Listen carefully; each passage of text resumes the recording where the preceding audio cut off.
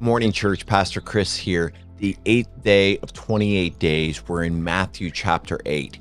We just concluded the Sermon on the Mount.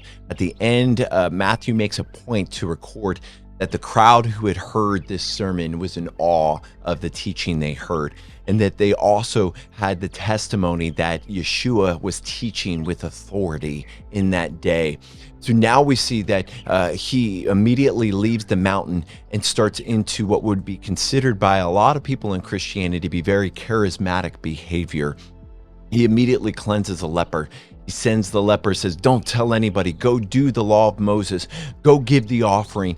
Just go let your life or walk be the testimony of what has happened." And then he commends the centurion for his faith. The centurion was not a member of Israel, but the centurion hears of what's happened, has a servant, one in his home who is deathly ill. And the centurion says, "Master, you don't even need to come. Like, I've heard the testimonies about you. If you just speak it, if you just do it, like, I don't even want to burden you, but I know that you have the power and the presence to be able to heal this person that I care about in my home." And Yeshua states that he has more faith than all of Israel. Think of that for a second. He comes for the lost sheep of the house of Israel. These are people who he's a part of. He comes from the bloodline. He comes from the heritage.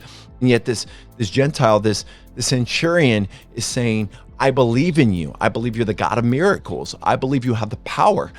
All you have to do is speak it, and it exists." And so Yeshua not only commends him for his faith, but he also then says, "Okay, I will grant this to you," and he heals his servant on the spot. He then goes to Peter's mother-in-law, and he didn't do these healings by accident, but he heals Peter's mother-in-law, and he continues to just heal. This is something that I think kind of gets lost in some of the forms of Christianity now, is that God still moves in power.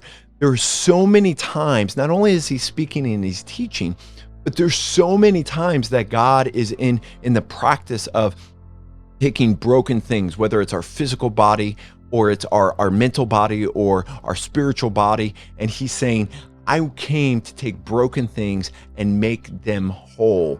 Miracles just followed him everywhere. And Yeshua was basically what we would consider trending.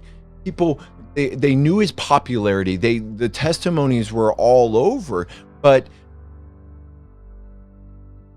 they realized that there's something different about this man.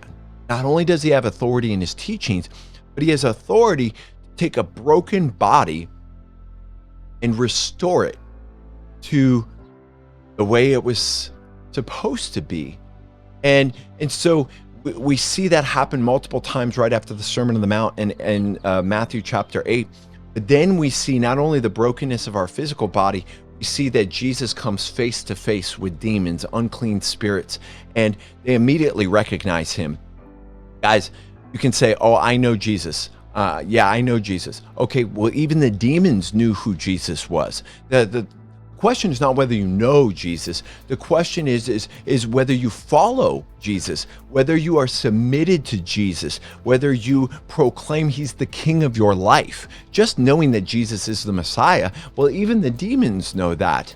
Even the demons in the first century knew that, oh, this is Jesus. He's Jesus the Messiah. He's Jesus the Christ.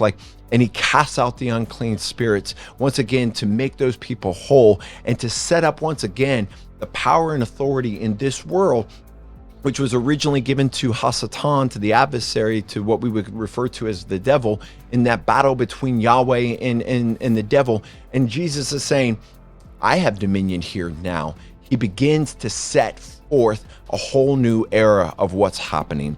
So today I want to challenge you. Is there an area you need healing in? Maybe it's your physical healing, but maybe it's not. Maybe it's a spiritual wound. Maybe it's church hurt. Maybe it's trauma from what's happened as a child. Maybe it's trauma from what's happened right now in your life. God's in the business of taking broken things and restoring them to the way that he created them.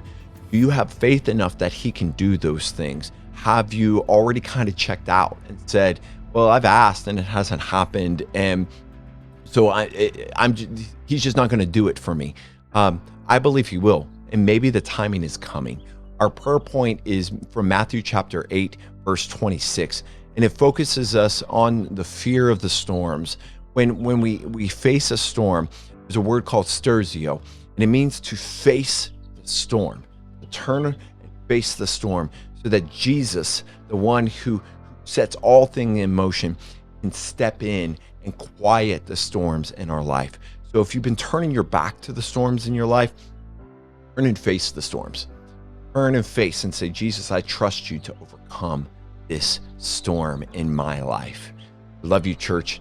See you tomorrow.